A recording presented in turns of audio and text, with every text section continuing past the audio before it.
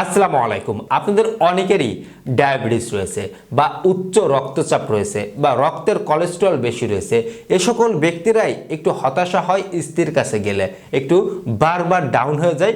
একই সাথে on time যত ঔষধ আপনারা অনেকে গ্রহণ করে থাকেন। খুবই সংক্ষিপ্তভাবে এই অন টাইম জাতীয় ঔষধ থেকে কিভাবে বেরিয়ে আসতে পারেন এবং আপনারা কোন নিয়মগুলো মেনে চললে স্ত্রীর কাছে বারবার লজ্জা পেতে হবে না, একই সাথে শরীরে বড় কোনো সমস্যা দেখা দিবে না, সম্পূর্ণ ভিডিওতে জানতে পারবেন।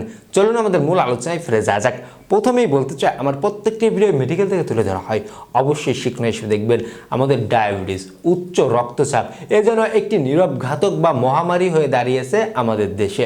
এখন ঘরে ঘরেই কম বেশি এক দুইজন মেম্বার বা সদস্য ডায়াবেটিস বা উচ্চ রক্তচাপ দেখা যাচ্ছে।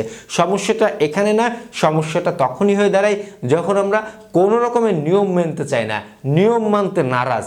আমার যে ব্যায়াম করতে হবে এটা মানতে নারাজ, সময় পাই না, হয়ে ওঠে না, আজকে হয় কালকে হয় না।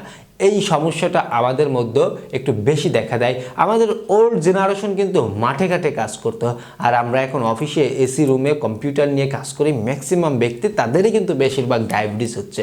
সে সকল ব্যক্তিদের বলতে চাই, হ্যাঁ, আপনি আপনার প্রফেশনকে ঠিক রাখার পরও আপনি যখন সুযোগ পাবেন, সময় পাবেন, একটি নির্দিষ্ট টাইম বের করবেন, তখন অবশ্যই আপনাকে শারীরিক এক্সারসাইজ বা ব্যায়াম করতে হবে। ব্যায়ামের বিকল্প রোগ থেকে এড়িয়ে চলা একটু কষ্টদায়ক বা একটা বোকামি ছাড়া দ্বিতীয় কিছু না। নাম্বার 2তে অবশ্যই আপনাকে খাবারের মধ্যে পরিবর্তন আনতে হবে।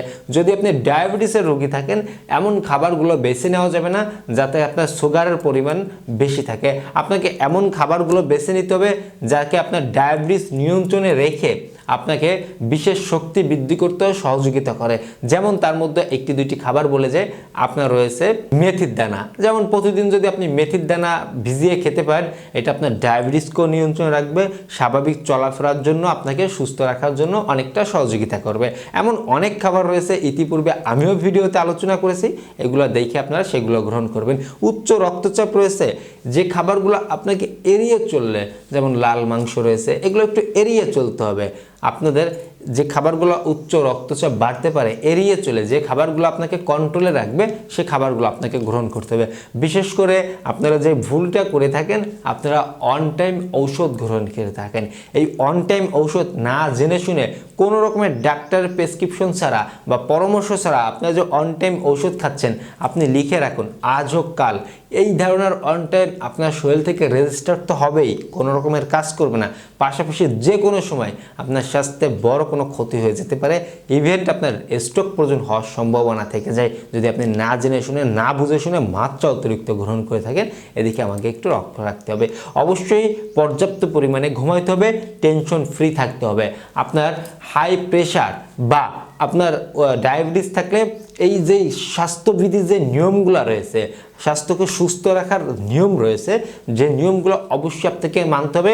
যখন আপনি নিয়ম মেনে আপনার নিয়মের মধ্যে চলবেন, তখন কিন্তু এই রোগগুলা শরীরের জন্য বা আপনার সাধারণভাবে জীবনযাপন করার জন্য কোনো রকমের সমস্যা দেখা দিবে না।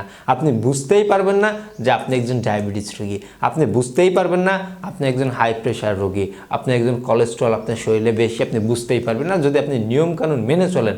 আর অনিয়মিতভাবে চললে যে কোনো সময় শরীরে সমস্যা হয়ে যেতে পারে।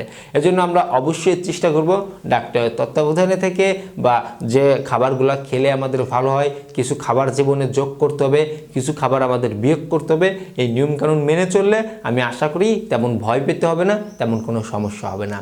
সবাই ভালো থাকবেন, সুস্থ থাকবেন। ধন্যবাদ সবাইকে।